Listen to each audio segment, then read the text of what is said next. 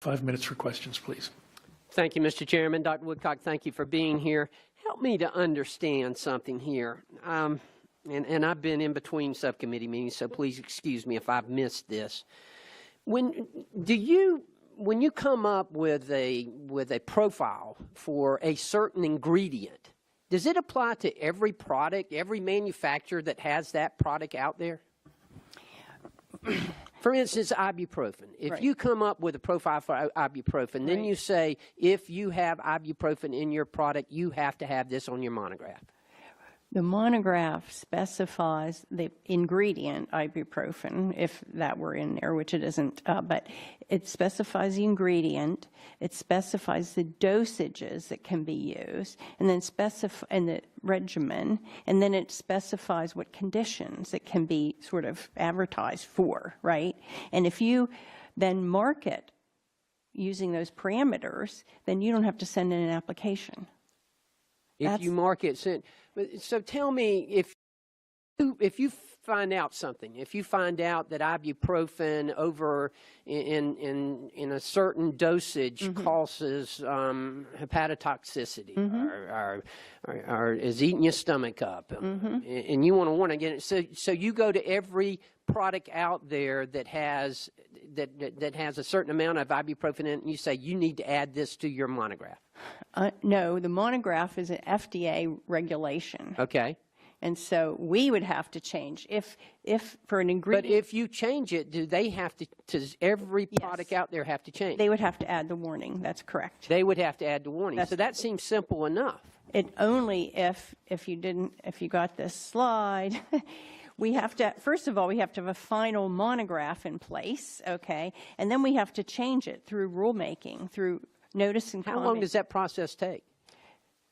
6, 8 years. Oh, please. Here's one. This is the external analgesic. I've seen that. I'm just, why does it take that long?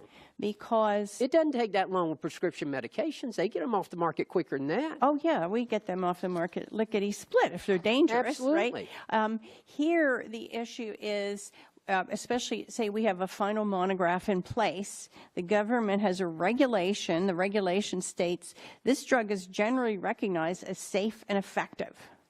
And now we're saying, oh, it's not safe. Okay, but we have a regulation that says it's safe. So for the lawyers in the room, they understand the problem, okay?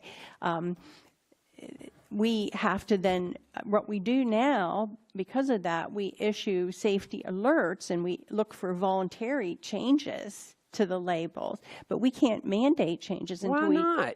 Because it's a regulation. It's a regulation legislatively? No, or through your rules that you promulgated? Rules that we promulgate.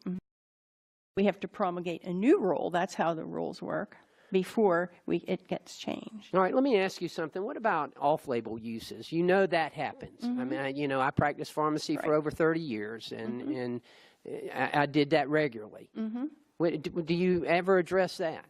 Well, we address it in the sense that if an off-label use is leading to harm, we will send out safety alerts and tell people and so forth.